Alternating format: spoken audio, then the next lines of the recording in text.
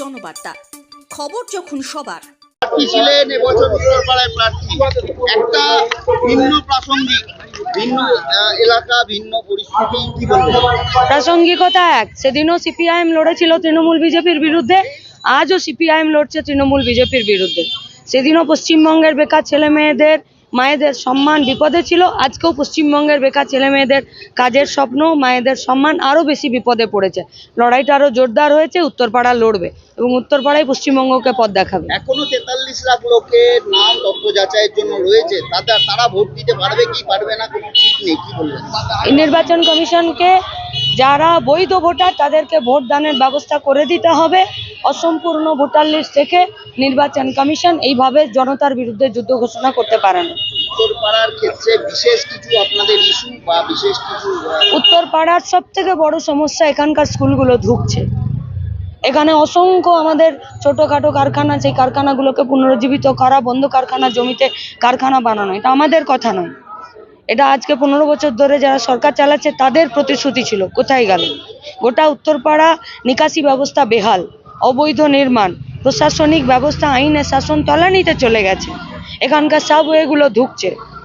State general hospital, সেবা সদন এবং তার সঙ্গে মহামায়া হসপিটাল সবগুলোই ধুঁকছে। গরিব মানুষের জন্য নেই, সাধারণ খেটে খাওয়া মেহনতি মানুষের জন্য নেই। রাস্তাঘাটের অবস্থা এত খারাপ, প্রত্যেক দিন মানুষের সমস্যা বাড়ছে, যানজট বাড়ছে। হিমমটর কারখানা বন্ধ হয়ে গেল, সেখানে দীর্ঘদিন যাবৎ দুষ্কৃতীরা মাছ চাষ করছে, কি একটা অভিযোগ বারবার উঠে আসছে। তারপরে সেটা এখন দুষ্কৃতীদের আড্ডাখানায় পরিণত হয়েছে। 9 দিনের মাথায় দুটো মেয়ের সঙ্গে রেপ হয়েছে এবং শ্লীলতাহানি হয়েছে।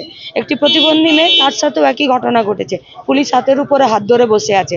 আমরা আমাদের পশ্চিমবঙ্গকে গুন্ডাদের অধিকারে দখলে আসতে দেব না। বিজেপি রাজ্য নেতা প্রণয় রায় একটা পোস্ট করেছে, যেটায় আপনাদের একটি ব্যানারকে কটাক্ষ করে যেটায় বলতে চেয়েছে যে আপনি বাইরের প্রার্থী, তো আপনাকেও সারা বছর পাওয়া যাবে কিনা তার উত্তর দেবে উত্তরপাড়া।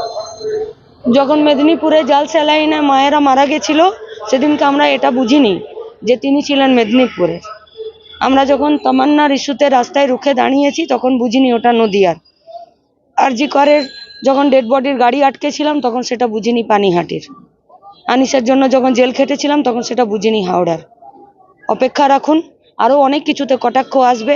আমাদের কর্মীরা, আমাদের পার্টি উত্তরপাড়াতে তারা নিজেদের পায়ের মাটির নিচে মাটি শক্ত করে দাঁড়িয়ে আছে। উত্তরপাড়া গোটা পশ্চিমবঙ্গকে পথ দেখাবে। আপনাদের কাছে আমাদের আবেদন, সঙ্গে থাকুন বেকার ছেলে মেয়েদের সঙ্গে এবং আমাদের পশ্চিমবঙ্গের মা বোনেদের সম্মানের প্রশ্নে গোটা উত্তরপাড়ার যা সমস্যা আছে সেই সমস্যাকে দূরীকরণ করে মানুষকে সাথে নিয়ে উত্তরপাড়া গোটা পশ্চিমবঙ্গকে পথ দেখাবে। আপনার নাম ঘোষণা হলো আজকে, কেমন লাগছে? এটা আমাদের লড়াই। নির্বাচন আমাদের কাছে একটি বড় রাজনৈতিক লড়াই। এই গোটা পার্টি দেখছেন, গোটা পার্টি সারা বছর মানুষের রুটি রুজির স্বার্থে এই লড়াইটা প্রতিদিন লড়ছে মাটিতে থেকেই।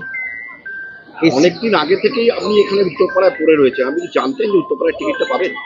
উত্তরপাড়াতে আমাদের পার্টি লাল ঝান্ডা প্রত্যেকটা দিন একদম মাটি কামড়ে পড়ে আছে। ক্যান্ডিডেট এখানে আমাদের প্রত্যেকটা কর্মী। এই শহরটাকে কেন বাঁচবে, এই বিধানসভাটাকে কেন বাঁচবে? আমরা গোটা পশ্চিমবঙ্গের 294টা সিটেই লড়বে। কোথাও বামপন্থী, কোথাও সহযোগী দল, আমরা কাউকে বেছে নিইনি। আমরা কোথাও তৃণমূল বিজেপিকে এক ফোঁটার জায়গা দেব না। ইঞ্চিতে ইঞ্চিতে লড়াই হবে উত্তর থেকে দক্ষিণ। লড়াই কতটা হাড্ডাহাড্ডি মনে হচ্ছে? 15টা বছর পশ্চিমবঙ্গের মানুষের সাথে বেইমানি করেছে আর গুন্ডাগিরি করেছে তৃণমূল। আর সব থেকে বড় দোষ করেছে বিজেপিকে এখানে ডেকে এনে।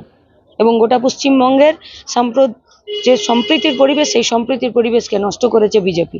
আর পশ্চিমবঙ্গে বিজেপি শুধুমাত্র এখানে উস্কানি এবং অস্থিরতা তৈরি করেছে।